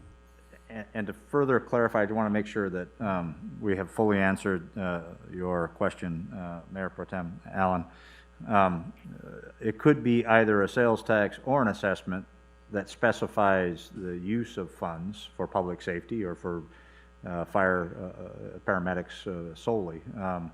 But either one would require a 2/3 vote. Well, one thing's for sure, the way we did it didn't work. Nope. No, it didn't. I think it went 2/3 the other way. Yeah. It absolutely did. We only got 1/3 on that one. That was a dismal failure. Well, this buys some time. Dip into reserves, cut other items down and as much as we possibly can, and save this item till next year. Just keep that station open for another year. I think I agree with that. We're going to kick the bucket on that one. We're going to kick it down the down the road. Yeah. I guess. Yeah. And we're gonna explore other income options too. I'll get back to you. as soon as I can with that. The only issue I have Explore with all that options. exploring the income Explore the income option or any other option, but I think to move into this at this time would be premature. I just think we need to be cautious of exploring income options that aren't really realized at this point. I don't see exploring a TOT tax on something that hasn't been built is just kind of anticipating revenue that perhaps will never be there. That's kind of like anticipating that you're going to win the Measure E and you don't.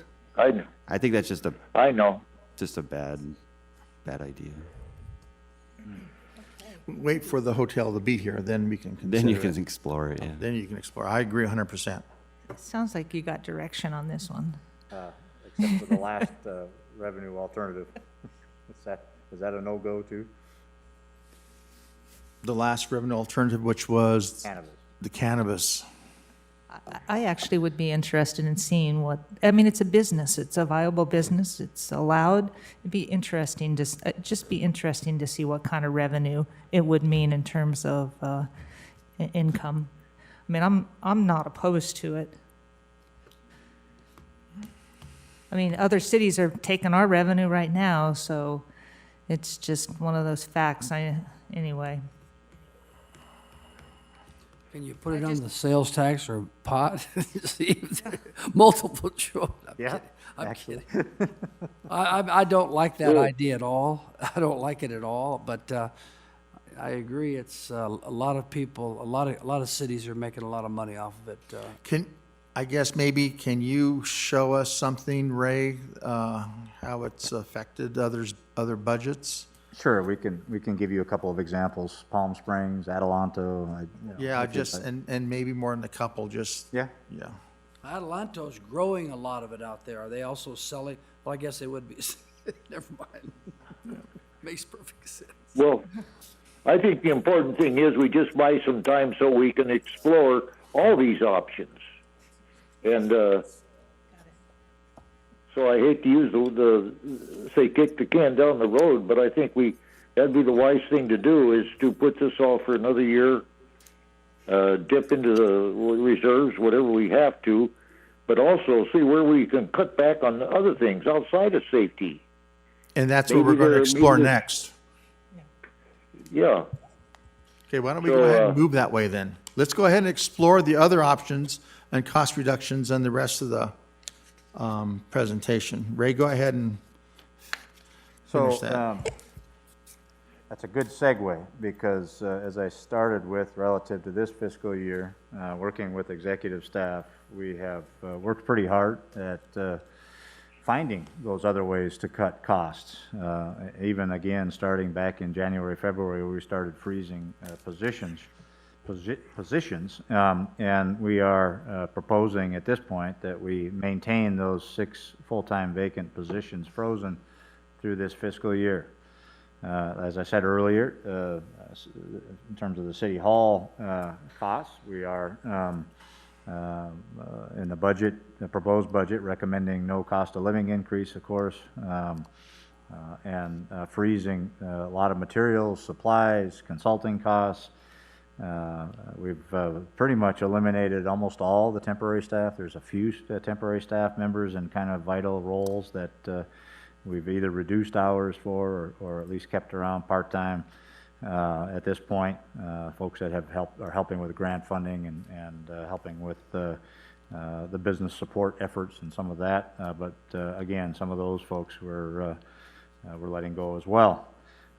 We are recommending some adjustments in how we manage our YPAC facility, more rentals, less events, and of course that we put on. Of course, some of that's not at our choice. Some of that is dictated by the COVID-19 guidelines that we all are under, and so some of that adjustment.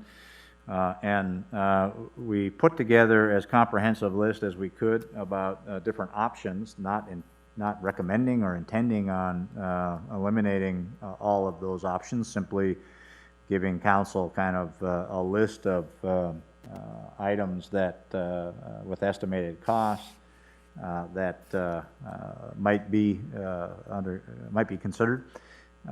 We've added some alternative revenues. We've talked about 2 of those already. The only other alternative revenue that we've been able to come up with is the cost recovery model. We updated that cost recovery model and incorporated fees into the community services programming a few years ago with a direction to continue to up those based on CPI. But if the cost recovery model was changed to 65 to 75%, that might be a couple $100,000 in additional revenue, depending on what level of programming rolls out as we come out of COVID-19 guidelines. And so those are some options for consideration. We've talked about the fire station items already, so I won't go into those at all, but a lot of these are special events and programming in community services. Community activity grant program, of course, other funding that we provide for other entities in the community might be considered. shutting down the community center on Sundays, the Shear Center on Fridays. These are light days for those, YPAC on Tuesdays. So there may be things that we haven't thought of, but we did our best to come up with lots of options for council to consider relative to our general fund budget going into next fiscal year. 4th of July fireworks, we did cut that back in 2009-10 with the last great recession we've had. This is becoming a great recession. And so that's another option. Of course, the Chamber of Commerce, the council's already authorized the $27,500 for this coming fiscal year. The remaining $10,000 out of the $37,500 is the visitor center temporary staff funding. Explore Yucaipa is another option. We've talked about doing joint aquatics with the up at the college at the pool. Minimizing programming between the two and using the college pool. That's not necessarily the right pool for learn to swim, so that's an issue. We're recommending that we cut the general fund contribution to the pavement management budget. We are finishing up one of the largest pavement management programs we've ever done in Yucaipa, between the microsurface slurry and the pavement project that's about to start. Perhaps we can reduce the contribution from the general fund to the pavement management program for a year or two at the most, perhaps, so we don't lose too much ground on that front. So that's another option. Again, other than the fire budget aside, our target is somewhere around $500,000. Of course, the last option is, as Mayor Pro Tem Allen mentioned, this is a disaster. This is an emergency. I was asked to distribute the general fund emergency contingency guidelines and the policy and how we went from 20 to 30% of our operating budget and as a minimum general fund unassigned or unallocated general fund component, plus the $1 million rainy day fund, and of course we have general fund on top of that, the balance on top of that, and so you have the documents that some of you were involved with approving before you, relative to our fund balance as a percentage of our operating budget, and we exceed all of those thresholds. But certainly the general fund emergency contingency of 30%, used to be 20%, used to be 15%, is something that is a policy that you can use, considering that you're in a current emergency, part of emergency declaration, and certainly the reduction in sales tax is a part of that. So with that, be happy to answer any questions you may have, but that's where we're at in terms of our draft budget. That's fine. I have, this is Dick again. One of the things we've discussed in the past, and this is the YPAC is paid out of the general fund, and I know it's going to be continued to be paid out of the general fund, but we don't know exactly what that thing's costing us. I'd like to set up keep track of it similar to the way we do fire and paramedics and safety, that we know what it's cost for operation, for salaries, for advertising, for and also know what we're bringing in income. It'd be nice to see just what that thing is costing us, and maybe we can figure out ways to save money there. But keep the YPAC, all costs and revenue associated with YPAC separate from the general fund, even though it is part of the general fund. Yeah, absolutely. We're creating a separate division for the YPAC.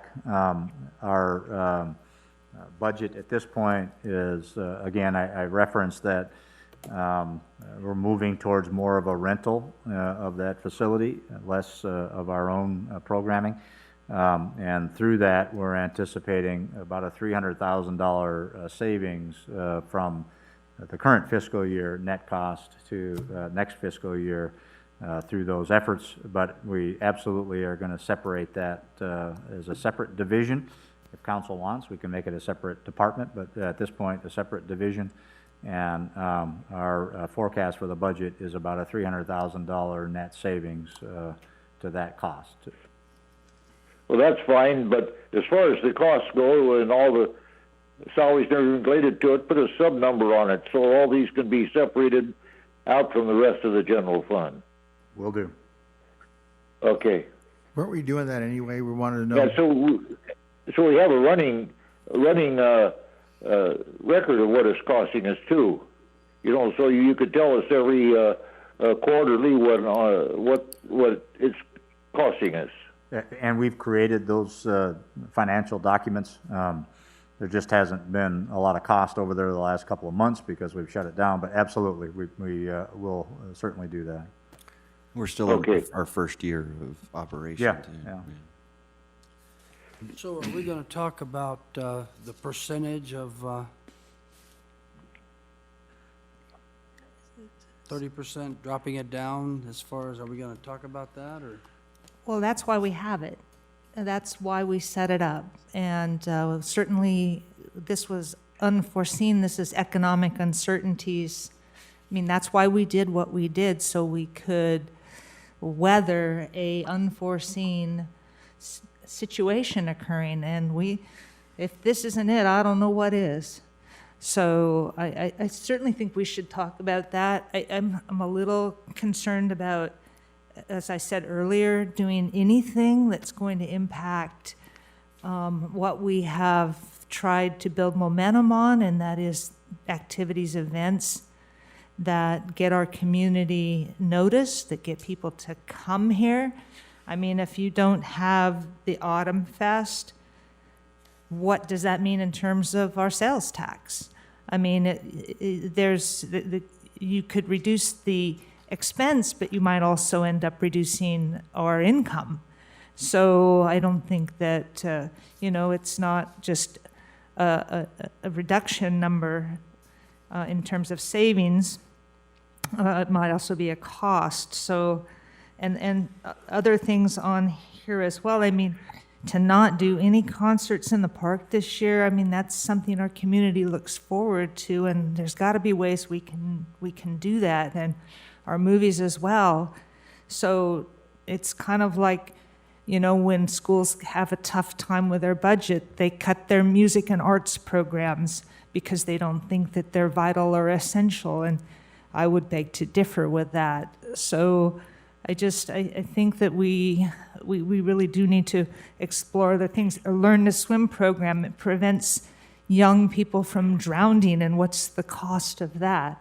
So I just think that we have to be, as Councilman Riddell was saying, we have to be cautious about doing any of this, and that's why we have our reserves, so that it buys us time so we can be smart with our decisions. Well, this is I think so too. Another thing, Ray, are there any capital improvement items that could be postponed or maybe even canceled that aren't necessary? We've been pretty ambitious on our capital improvement programs, with building parks and all that kind of stuff. Can we postpone some of that stuff and save money? Thank you for asking that question. It's a very good question. I think for clarity, it's important that we explain the answer for the record. For a couple of years now, and maybe even longer, we haven't allocated funds from our general fund for projects. Our projects have been almost entirely funded through whether it's Measure I or SB1 funding or development impact fees, although that's been a little difficult with not a lot of housing starts in the last year or two. And we will come to council with a capital improvement program next meeting. There are no new projects at all being recommended this year. We have a couple of projects that we're getting to a crossroads on. We talked about the hotel site, and you all, I'm sure, recall the development agreement we have with them and obligations there. So we'll be talking about projects associated with that, not a new project, but funding for an existing project. The same thing for the interchange. You'll be seeing that soon. But neither of those projects or any of the other projects that we are anticipating moving forward with this year will we be requesting general fund money for. It will all be those other sources, Measure I, SB1 funding, partnerships, grant funding, et cetera. So there will be no request for general fund money for projects this year. Well, you mentioned the interchange. Are you proposing money being spent on that? That thing won't be built for 30 years, and it will cost $50 million. Is that something we can postpone, or? Not recommending any general fund money on that project. No general fund money? No general fund money. Okay. Okay. Well, I just think. Is there any other capital improvement that we're putting general fund money into? None. That could be possibly postponed for a year? No other projects are we recommending general fund money for. Okay.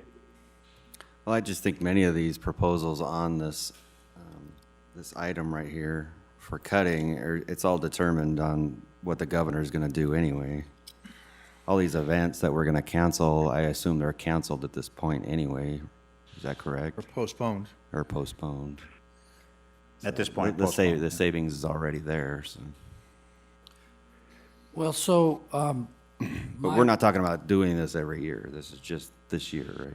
Hopefully this is a one-time, you know, we're, like I said earlier, we think that some of these economic development initiatives are going to manifest themselves like we saw with the In-N-Out and the Corkies and the AMPM and some additional sales tax and revenues, not next fiscal year, but the year after. So the one thing on here that's the largest number is close the YPAC for 6 months, and then we were having our festivals before we had the YPAC. And I was thinking, how could we party and have a good time if we're suffering a budget deficit? But I agree with Denise that, you know, we can't take everything away from the public. Once the governor allows us to open back up again on some level, but closing the YPAC for 6 months might be an option, because, I mean, we carried on without it before.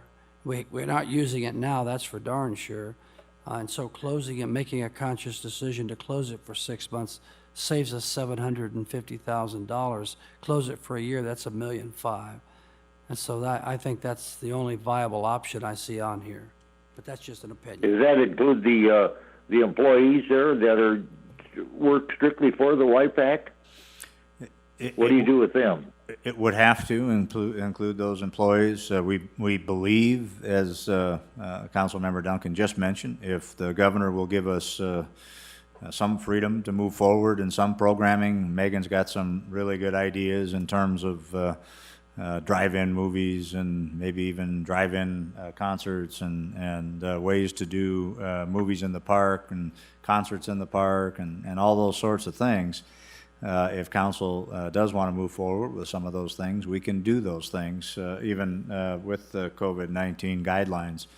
But yeah, some of those staff members could be reallocated in that regard, but perhaps not all of them. I would definitely not support that. We need to get that thing back open. We had momentum going. Other cities are closing it down, so people are going to be looking for some place to come to have those kinds of art events. And again, I don't think we were starting to do some pretty good things and getting it figured out. And I don't want us to have to go back to, you know, step one. So I just think that I would prefer us to use the funds we've set aside for economic uncertainties. That's what it's there for, to get us through this phase, and then be an example, get us open and show the businesses we can lead in this and we can do this. We need to be part of the solution and not and stay shut down. I mean, we're opening City Hall already. You know, we're getting back to business. We're doing some things ahead of the curve. I think that's what it's going to take. We need to be the leaders in getting this community back up and back engaged with each other. I just think that would send the wrong message. Ray, by moving it from a 30% emergency fund to 20, is that equivalent to about, I'm going to guess, $2.5 million? You're pretty close, 2.5 to 3 million, yes. And like, Total. like fire Denise says, I mean, that's what it's there for. So, and hopefully in the next few months, things will start picking back up. And just for the record, you know, the accountants in the world, general accounting practices are that if you have 17 to 20% of your general fund in unassigned fund balance, that's a pretty conservative approach. We've got general fund balance on top of that. So I think it's still a conservative approach to reduce it from 30 to 20%. It's just that, you know, we've worked hard to get there. So, well, just so you're clear, I do expect that it will go back to 30. Sure. It's not just I'm clear. We all recognize that this is just a temporary thing and that this is not intended, none of these things, including fire and anything up in here, is intended to be any type of long-term. This is just a stopgap until we can get back on our feet and move forward. And if it means that, you know, we keep all of these things, then that's what we do, I suppose. Well, and that's why we've gotten all of the accommodations and accolades and everything for the way that we have managed our budget, because we were the least likely city to ever bankrupt, because we budget and plan for these types of economic uncertainties. That's what we've always done. Well, we're here, guys. We have arrived. So, and we have planned and prepared for this moment. Thank goodness. Other cities that haven't done this are in trouble. And even our state, we mentioned that earlier. So do you need a direction on a percent, perhaps? Well, if I may, yeah, if the direction is in the short term, we'll keep it short term, reduction from the 30% to 20%, and I'll come back to you with an update on that policy, but we'll use that as the basis for crafting the budget. And for those events, of course, it's already too late for the Music and Art Festival, but 4th of July and some of those, we're going to be very restricted, as you said, Councilmember Bogue, based on the governor's guidelines. It's getting pretty late in the day to try to schedule some of those things. So I think what I'm hearing is cancel some of those that go through midsummer. At this point, we've postponed them. Cancel some of those that go through midsummer, and try to put on some of those events moving into the fall, September, October, depending on what the governor's guidelines are in the next few weeks, hopefully. Did I and also capture come that? back with the cannabis concept. And come back with the cannabis concept. I have a question. Does that 30% include the $1 million rainy fund? Another great question, Councilmember Riddell. No, it does not.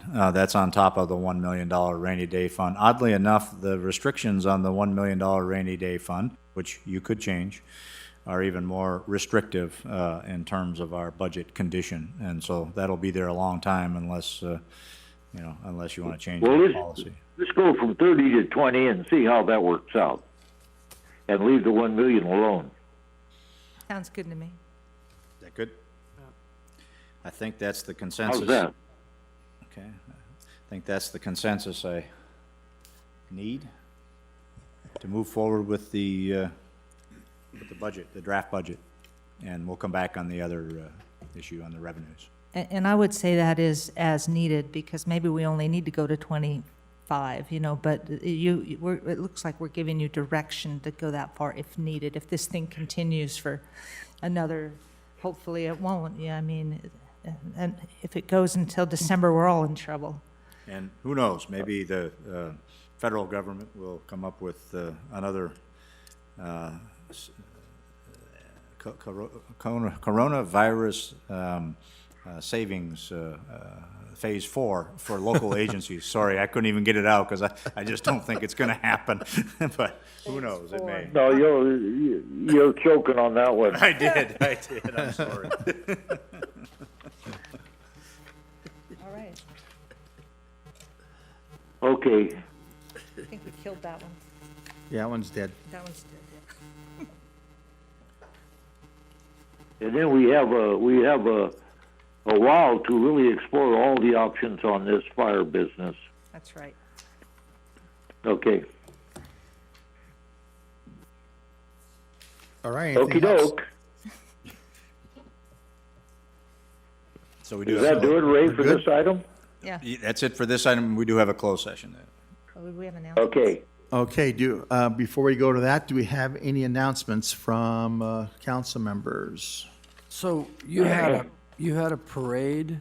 I had a parade. How many parades were there on Mother's Day or the day before Mother's Day? I think they were in every district, I think. Yeah, We was combined there in- some, but we. Were you in we- your district? Yeah, we My combined my wife did Rosalicia, in my district. combined with ours, but we split it and went into both right, districts. So We that's had a pretty cool. 20-car parade. You did? Yeah, Oh, boy. Past Pleasures Car Club.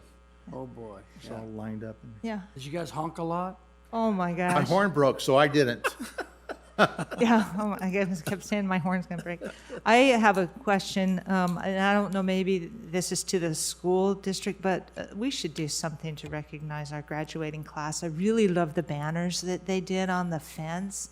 Those are so awesome. My question is, why haven't they just done that every year?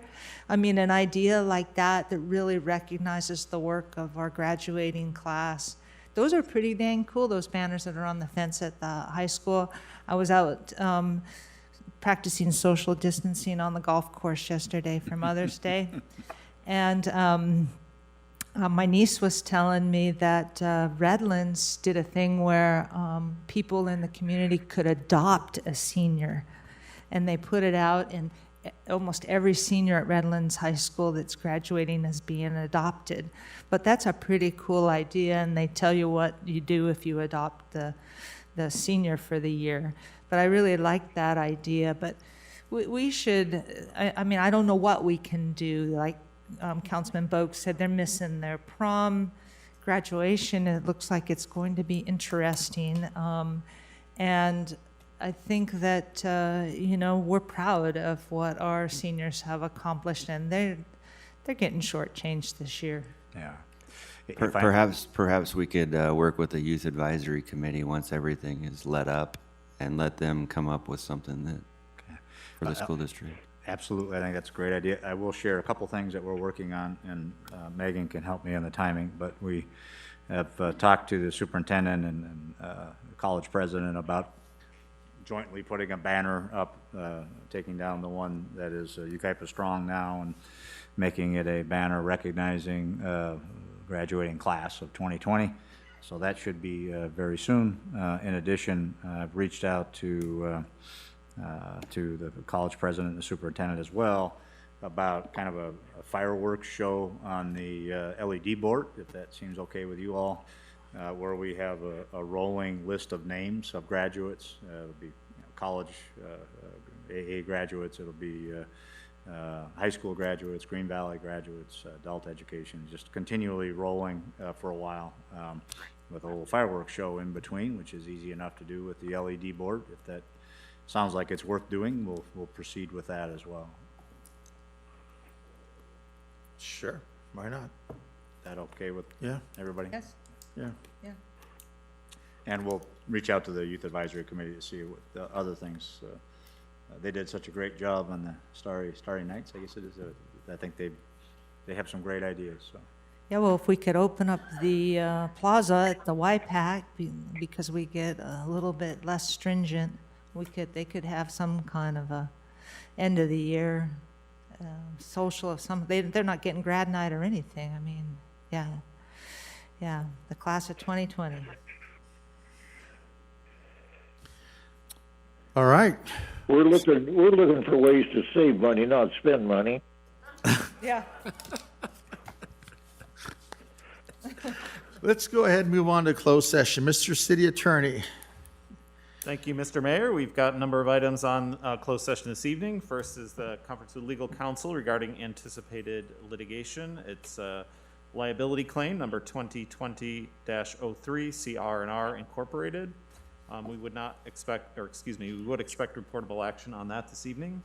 We also have a conference with legal counsel regarding anticipated litigation, potential initiation of litigation, and also conference with legal counsel regarding potential initiation of litigation to a separate provision under the Brown Act. So both of those items.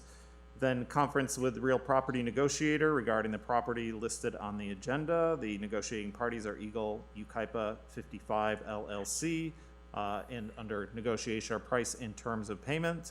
And then finally, conference with labor negotiator with the agency's negotiator, Mr. Casey, regarding the unrepresented management, supervisory, and confidential employees. And we don't expect reportable action on those other items. All right, we'll go ahead and move to closed session. We'll take a 5-minute break before we start that. This public meeting at this juncture is adjourned.